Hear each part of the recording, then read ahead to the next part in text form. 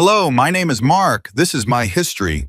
The house I built, the home I dreamed of, often seemed like a minefield. I, Mark, at 38 years old, believed I had found stability and love with Liza. 10 years of marriage, a decade trying to fit together the pieces of a family that, for me, was incomplete. Liza already had Andrew, the fruit of a previous relationship that she preferred to forget, and about whom, out of respect for her privacy, I never dared to ask much. It was a silent taboo between us. And after his birth, Liza made a decision that for me was a silent blow, a kind of cold stab in the face of a future that I imagined differently, surgery to stop having children. That news hit me hard. I remember the day she told me. We were in the kitchen, the smell of fresh coffee filling the air. I was excited, thinking of names, imagining a baby's room. "Mark, I need to tell you something," she said, her voice lower than usual, as she tucked a strand of hair behind her ear. Her eyes, usually so expressive, seemed dull. I had my tubal ligation. The cup of coffee I was holding almost fell from my hands. The smell of coffee that had once comforted me suddenly became suffocating. The possibility of never being a father, of not having a child of my own blood, of Liza's, was something I had trouble digesting. A physical pain that settled in my chest. The silence in the kitchen became oppressive, and the only sound was that of the washing machine, which seemed to mock my dashed hope. I vividly remember Liza, with her soft voice trying to comfort me, but her words were like a bandage on an open wound. "Mark, having Andrew is more than enough. He can be considered our son. Ours. We're going to raise him together. He's the bond between our family." I tried to believe in those words, in the strength of that union, in the idea that love for Andrew would fill the void. But deep down, I felt an emptiness, an irreparable gap. It was as if a part of my future had been stolen. "I know, Liza," I murmured, trying to hide my disappointment. I always imagined a family with a baby of ours running around the house, you know?" She hugged me, and I felt the fragility of that comfort. Andrew, already a teenager at the time, 13 years old and his voice starting to deepen, was the materialization of everything I didn't have, and at the same time of everything I tried to accept as my reality. I loved him, of course, but the absence of a biological child with Liza was a ghost that haunted my most intimate thoughts. He was a complicated boy, rebellious, immature, completely unconcerned about life and consequences. His actions often drove me crazy. I remember one night when he came home well after the agreed time, the smell of cigarettes clinging to his clothes, his eyes glazed over as if he hadn't slept. "Where have you been, Andrew?" I asked, my voice controlled, but my heart racing with worry and anger. He just shrugged, threw his backpack on the floor, and tried to walk past me. "It's none of your business, Mark, and don't bother me." That answer made my blood boil. I saw the chaos forming, and as the man of the house, I felt it was my duty to intervene. I tried to set limits, reprimand his bad behavior, his tantrums, which were constant, from leaving dirty dishes in the sink for days to exploding in fury over trivial things, like slow Wi-Fi. But it was like hitting a wall. Liza would almost always appear to defend her son like a lioness protecting her cub. One afternoon, Liza was in the kitchen preparing dinner when Andrew threw a glass of juice on the floor, irritated because the TV remote was far away. "Andrew, what's this nonsense?" I exploded, grabbing a cloth to clean the mess, the sticky floor and the scattered glass. "You need to learn to be more respectful, more careful." Liza appeared in the living room, her face contorted into a frown. "What's going on here?" she asked, her voice already choked with irritation. "Your son just threw juice on the floor, Liza, for a futile reason," I replied, pointing to the mess. She turned to me, her voice rising in tone. "The son is mine, Mark. Only I can reprimand Andrew. Don't get involved. Please." That phrase was a mantra, repeated in every argument, in every attempt I made to impose some discipline. It was frustrating. My authority was constantly undermined, and I felt like an outsider, an intruder in my own home. How could I, the provider, the responsible one, be so powerless there? In one of these heated discussions, my patience exhausted by yet another irresponsible act by Andrew. He had spent a considerable amount on my credit card without permission, buying online games. I let out a threat. Liza was furious with my complaint, defending Andrew's freedom. He needs to learn the value of money, Liza. It's not possible for him to do whatever he wants, and for you to always pat him on the back, I shouted, my face probably red with anger. Liza crossed her arms, her lips pressed together. You're exaggerating, Mark. He's just a boy. He'll learn. You don't have to be so harsh. It was then that, in a fit of pure frustration and desperation, the words escaped before I could contain them. This is my house, Liza. I pay the bills. I support everything here. If Andrew doesn't behave, if he doesn't learn to have limits and respect me, he can go live somewhere else. The words hung heavy in the air, and the silence that followed was almost deafening, broken only by my own heart pounding in my chest. Liza looked at me with a mixture of disbelief and irritation, as if I had uttered the greatest heresy. Her eyes sparkled. How dare you, Mark? Threaten my son? That's absurd. You're acting like a spoiled child. Control yourself. She thought it was a tantrum on my part, a whim, and asked me to control myself. At that moment, I didn't want to add fuel to the fire. The atmosphere was already too heavy, and I knew that a bigger fight would only make things worse. I took a deep breath, feeling the air heavy in my lungs, and decided to be tolerant, or at least try to appear so. I swallowed the lump in my throat and let the situation pass, even though my insides screamed in protest. That was our normal at the time. Me trying to impose order, Liza protecting her son with an almost blind devotion, and Andrew, in the middle of it all, growing up with a freedom that I considered irresponsible, without clear limits. Little did I know that this troubled beginning was just the prelude to a much bigger storm, one that would threaten not only the house I had built, but what was left of the family I so desired. The following year was a veiled torment. I could feel a subtle change in the air, almost imperceptible to anyone who didn't live under the same roof. Liza and Andrew's behavior began to change. It wasn't a sudden change, but a gradual erosion.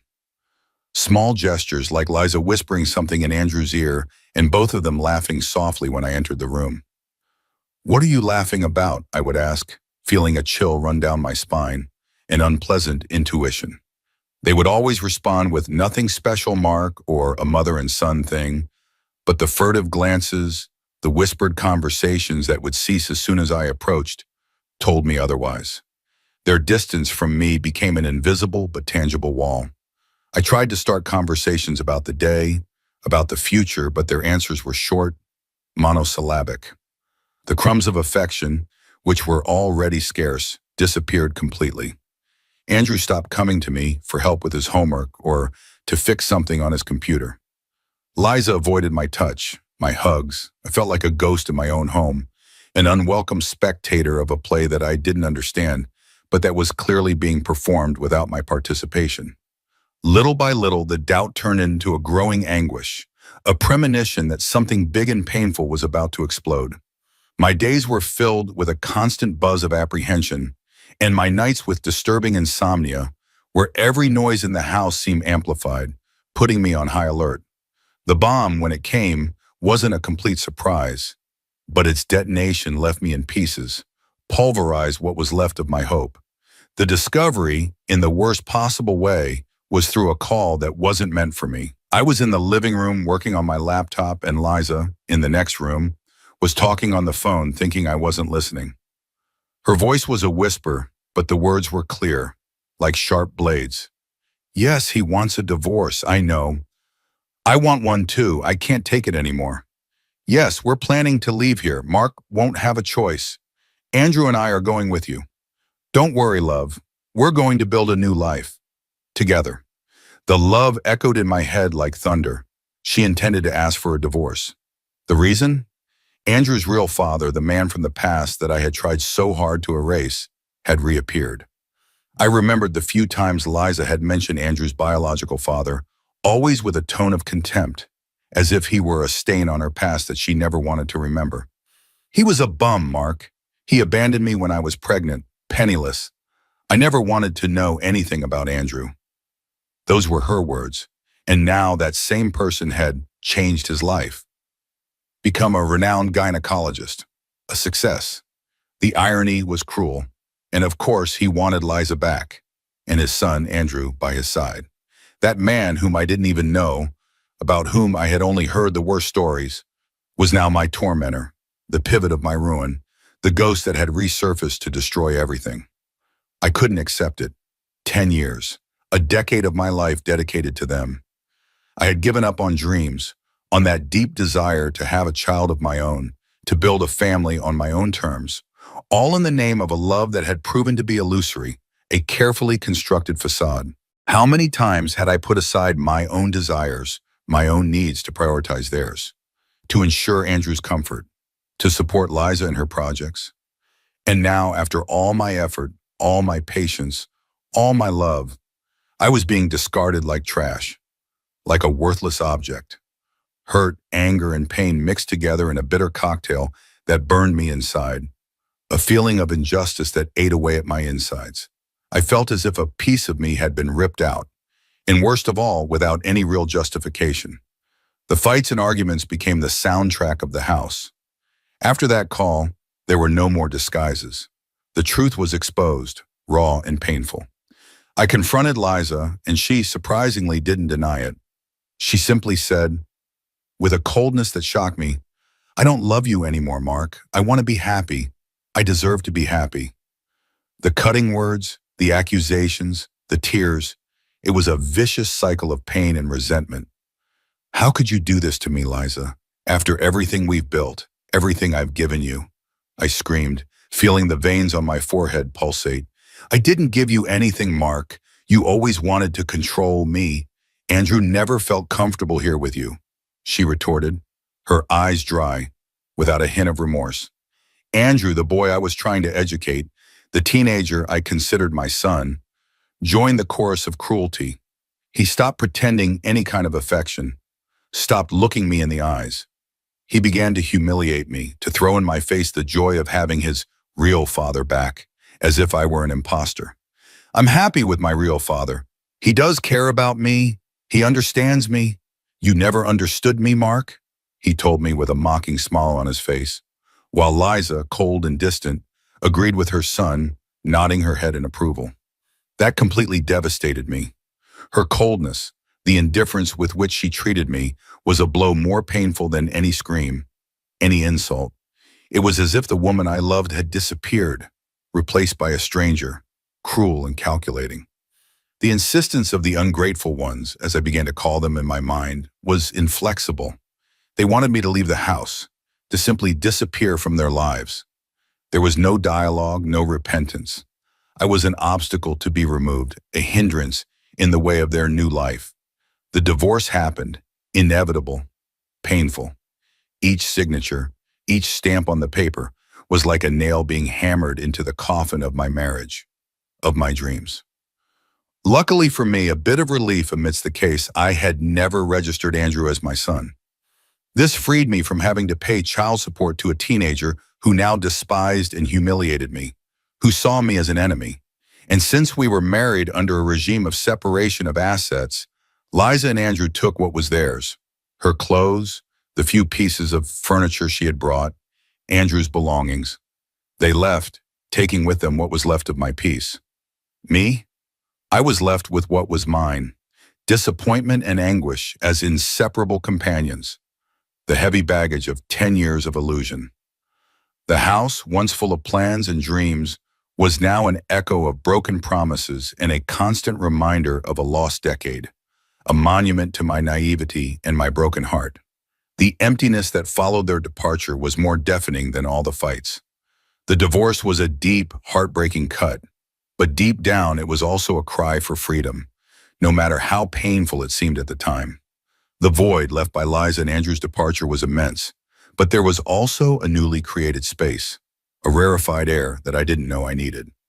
After all the disappointment and anguish, after the dismantling of a decade of illusions, I knew I needed to get back on my feet, not for them, but for myself. My mind was a whirlwind of hurt, anger, and sadness, a confusion of emotions that I couldn't decipher on my own. I started therapy, a refuge to vent and understand the turmoil that was consuming me. In the first session, I could barely speak. I only mumbled a few words between tears and sighs. The psychologist, with infinite patience, encouraged me to express the pain that I had repressed for so long. Mark, it's essential that you let out what you feel. Allow yourself to feel this anger, this sadness. It's the first step towards healing. Slowly between sessions, I began to pick up the pieces. The process was slow and painful, but each session was a step towards forgetting all that dilemma, all that pain and ingratitude that had marked me. I was focused on healing myself, on finding myself again, on rescuing the Mark I was before I lost myself, trying to build a family that didn't want me. It was during this process of rebuilding that the universe gave me Evelyn. She appeared in my life like a balm, a ray of sunshine after a long storm that seemed to have no end. I met her at a work event, at a lecture I didn't even want to go to. She was sitting in the front row, and her smile, when our eyes briefly met, disarmed me. Only 10 years younger than me, Evelyn was the personification of kindness and sweetness. Gentle, humble, with a huge heart that seemed to overflow with goodness. From the first meeting, I felt a genuine connection, something that went beyond physical attraction. We talked for hours, and I was surprised by the lightness of her presence, by the way she made me smile again. With her, I believed in love again, in a pure and true love that embraced and comforted me. Each day by her side was a reminder that life had much more to offer than the pain I had experienced. She made me feel complete in a way I never imagined possible, like the pieces of my inner puzzle finally fit together. We spent 2 years dating, building our story brick by brick. There was no rush, just the certainty that we were on the right path. Every day I felt more comfortable sharing my scars, opening the darkest drawers of my soul. She listened to me without judgment, only with affection and understanding. Finally, I decided to be completely honest. One night, while we were on the couch, cuddling, watching a movie we weren't even paying attention, I took a deep breath and started talking. I told her everything: my failed marriage with Liza, the pain of ingratitude, the way I was discarded by those I loved and considered family. I talked about Liza's decision not to have any more children, about Andrew, about the return of the biological father and the cruel way I was thrown away.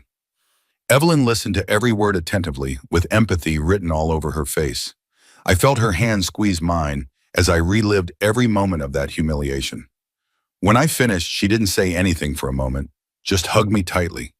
Then in a soft but firm voice, she comforted me, saying, "Oi, Mark, my love, they didn't deserve you. Your ex-wife and your ex-stepson are both losers. They missed the chance to have an incredible man like you in their lives. And Andrew, one day he will regret having treated you like that. You are a good man, and you deserve all the happiness in the world." Her words brought me immense relief, as if a huge weight had been lifted from my shoulders. Knowing that she supported me, that she saw the truth of the situation, that she didn't see me as a victim, but as someone who had been wronged, gave me even more strength to move forward.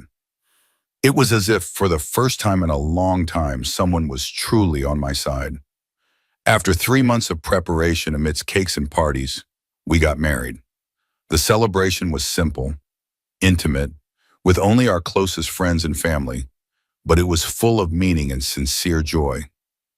The happiness of all the guests was palpable, and I finally felt at peace, surrounded by true love. The lights at the party shone, and Evelyn's laughter was the most beautiful melody I had ever heard. On our honeymoon on a paradisiacal beach, firm and secure in each other, we gave ourselves body and soul, celebrating the new chapter that was beginning, the promise of a bright future. And a few months later, the miracle I had given up waiting for happened. Evelyn was pregnant. The news filled me with indescribable joy, an emotion I thought I would never feel again. She hugged me, her eyes filled with tears, and whispered, "Our family is growing, Mark. Our dream is coming true." My dream of becoming a father, which seemed buried under the rubble of my past, was reborn, stronger and more real than ever. With each ultrasound, each kick in the belly, the expectation and love grew. Little Chalice, my son, came to complete our family. I held him in my arms for the first time, and felt such pure and overwhelming love that all the pain of the past dissipated. Evelyn, Charles, and I were finally complete and happy. Life gave me a second chance, and I grabbed it with all the strength of my being, knowing that this time I would build a true story based on love, loyalty, and gratitude. Life had finally come together. I was at peace, a peace I never imagined possible, enjoying my new family.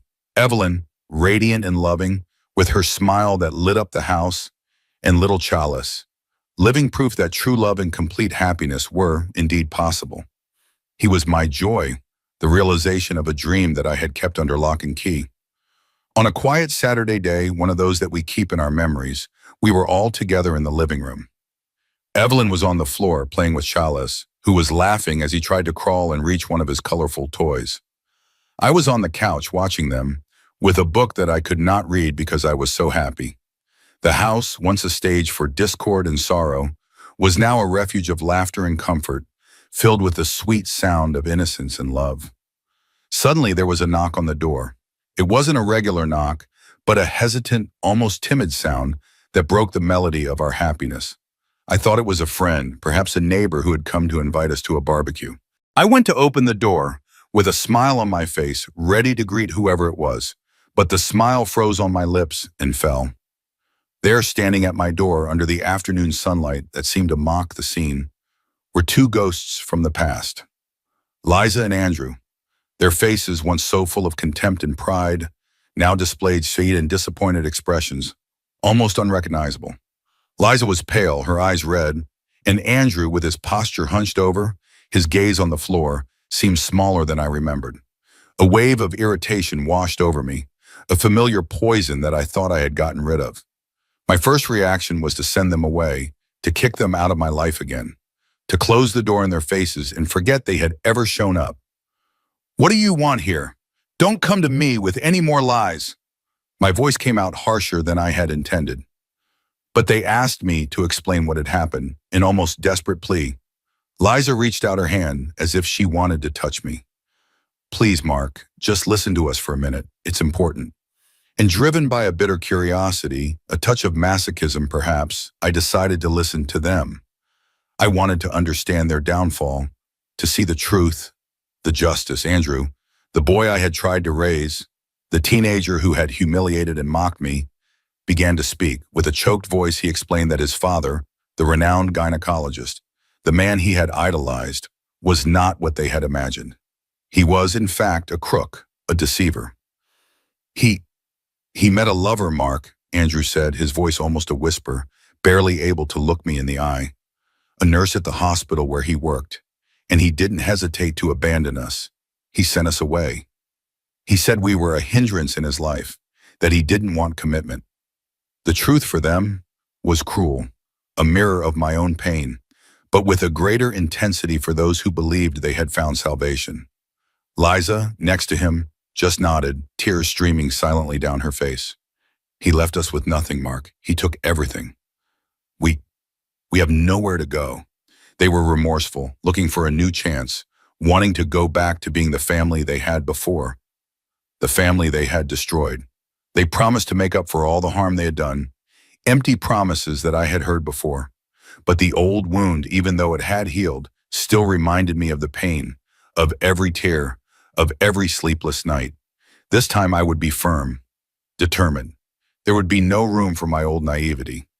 I looked at Andrew, that boy I loved so much and who despised me so much, and the words simply poured out, not as a rant, but as a sentence. "You are an ungrateful boy, Andrew. A mediocre person, attached to the idea of a family that never really existed for you. I offered you a home, my love, my dedication, and you spat in my back. You are not a victim of anything. You are the result of your own choices and your arrogance." Each word was a slap in the face, a shock of reality for him. I saw Andrew's face fall, the arrogance disappear and give way to deep humiliation. His eyes filled with tears and he lowered his head, defeated. He was devastated, looking like a lost boy. Liza, of course, decided to get involved, trying to defend her son, her lioness instinct resurfacing, but without the same strength as before. You have no right to do this to my son. Mark, it's cruel, she shouted, her voice breaking. But I wouldn't let her speak. I wouldn't let her interrupt me this time. The flame of anger, of injustice that I had felt for years burned in my eyes, fueled by the sight of that despair. I asserted myself without hesitation, my voice growing in volume and authority. The blame for all this isn't just Andrew's, Liza. It's yours too. You never let me have authority. You never set limits. You always spoiled your son, letting him disrespect me. You preferred a ghost from the past to a man who was by your side, who loved you and gave you everything. I threw all my frustrations in her face, all the times I felt helpless in my own home, the nights I wondered what I had done wrong. This time, my words didn't get stuck in my throat. They hit Liza hard, leaving her devastated, completely sad. Her face contorted in pain, a pain I knew well. She had no answers, only tears. At that moment, remorse took over both of them.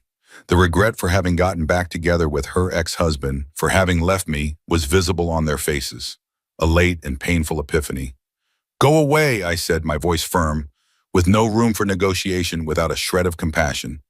Now I have a real son, a son who is mine by blood, who I love and who loves me. Not an ungrateful bastard like you, Andrew, who only shows up when he needs something. The harsh truth, spoken without filters, cruelly honest. I looked at Liza, my eyes fixed on hers.